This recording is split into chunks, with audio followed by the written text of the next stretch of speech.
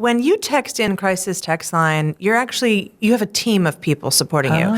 So the first thing is the algorithm, right, that I mentioned before. The algorithm, we stack rank based on severity. We triage. It's not chronological. Got it. Which I wish all customer service, frankly, was based on severity, but... Right.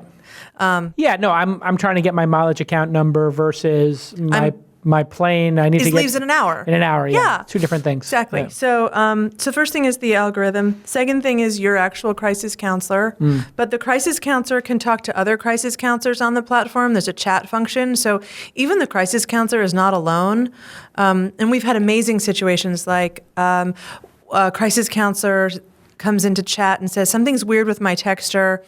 They say they speak English, but they're really weird with the syntax. And one of the other crisis counselors says, share it with me, let me see. And the other crisis counselor, who's in another part of the country, says, oh, your texter's a native deaf speaker. I'm deaf too, transfer it to me. Yeah, perfect. Things like that. And then there are supervisors on the platform at all times who are full-time employees who have a master's degree in a relevant field like social work, psych. We have a minister. And so there's actually a team of people that are helping you. It's a nonprofit or a B corporation? What is this corporation? Because you've raised what is this? $23 million or something like that? Yeah, even more. But yes, yes. From Reid Hoffman? Not all from Reid Hoffman. But Reid Hoffman's an investor? I read that. Yes. Who else is an investor in this? Melinda Gates. Melinda Gates. Steve and Connie Ballmer were really generous. The Omidjar Foundation, the Knight Foundation, really good people. Mark Pincus. Mark Pincus, my friend. Yeah, wow. So lots of great people have donated or invested? Donated. It's a not-for-profit. So it's a not-for-profit. It's a tech startup that happens to be a not-for-profit. Got it. So how do you make it sustainable over time when you have these nonprofits like this?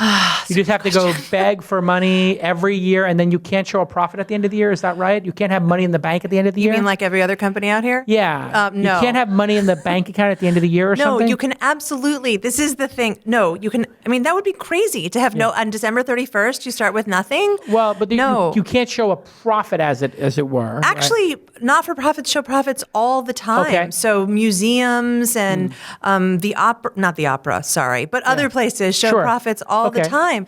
And so that's the misnomer. There's just no equity. And I'm never going to live in Atherton, but unless my second husband is very wealthy, which my first husband would be surprised by. I don't think anybody's going to live in Atherton because I think everybody's knocking down the two houses around them and just it's going to be no all these Facebook people are just knocking down the three. No, literally, that's what these Facebook people are doing. They have so much money, they're knocking down the houses around them, and nobody lives in them. That's what Zuckerberg's doing. He's got 4 houses around him. Nobody lives in them.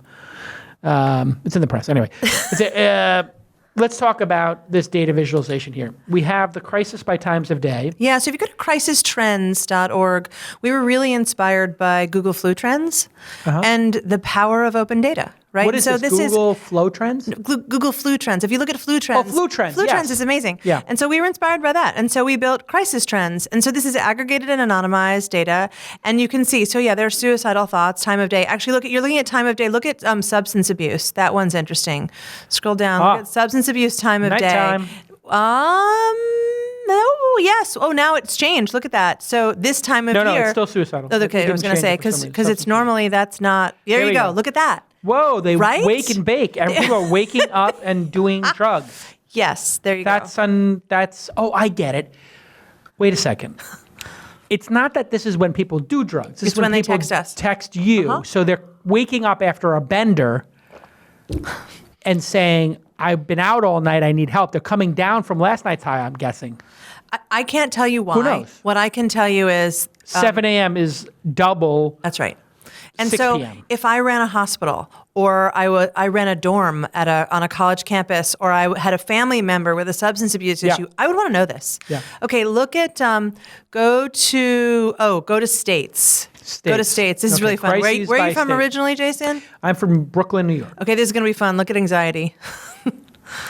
Yeah, I got to think New York is the most dense and insane. Well, it's kind of an East Coast thing. It is. Well, I'll tell you something. But look at that. That is, you literally... Except Vermont.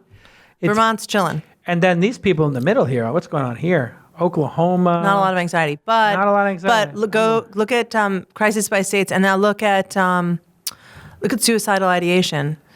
Utah, by the way, lots of anxiety. Yeah, but you know what's fascinating? Also, again, substance abuse is interesting by state, not what you would think. I mean, all of this stuff, it's important to see.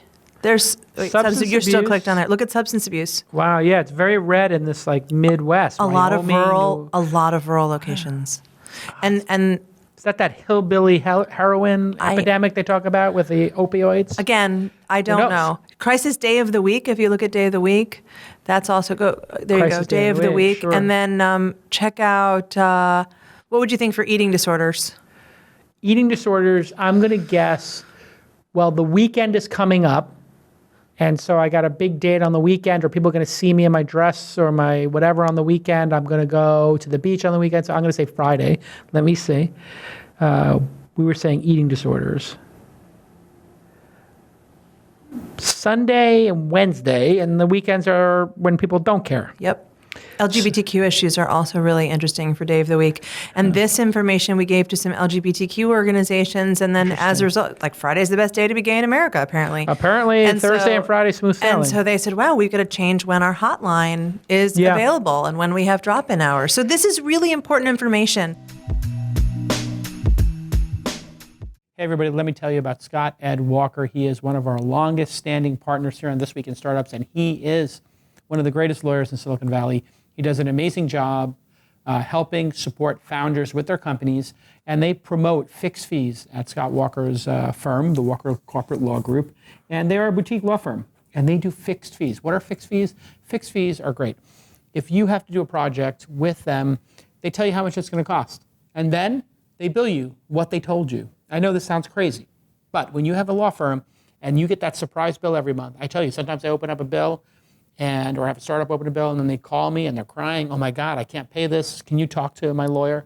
And I say, hey, listen, I can talk to your law firm, but you want to just go to Scott Walker and go use the Walker Corporate Law Group, where their lawyers have 10 to 20 years of experience. There are no junior associates getting on-the-job training, and they have great services like mergers and acquisitions, licensing arrangements, terms of service, privacy policies. And you can talk to Scott Ed Walker directly. He's a complete mensch. He works directly with all the startups. His number, 415-979-9998. 415-979-9998. His email, scott@walkercorporatelaw. scott@walkercorporatelaw.com. Or you can visit walkercorporatelaw.com and tell them your Uncle Jason sent you. Scott's a great guy. I've forwarded many founders onto him, and I get a great report back every time. He really is in it for the right reasons. And those fixed fees are just delightful because you know what you're going to spend. And when you're a startup, every dollar counts. You want to get every dollar you can into that product. And you want to minimize your legal fees while getting great advice, right? And that's the balance. And I think the Walker Corporate Law Group does a great job balancing out those two key issues. All right, let's get back to this amazing episode.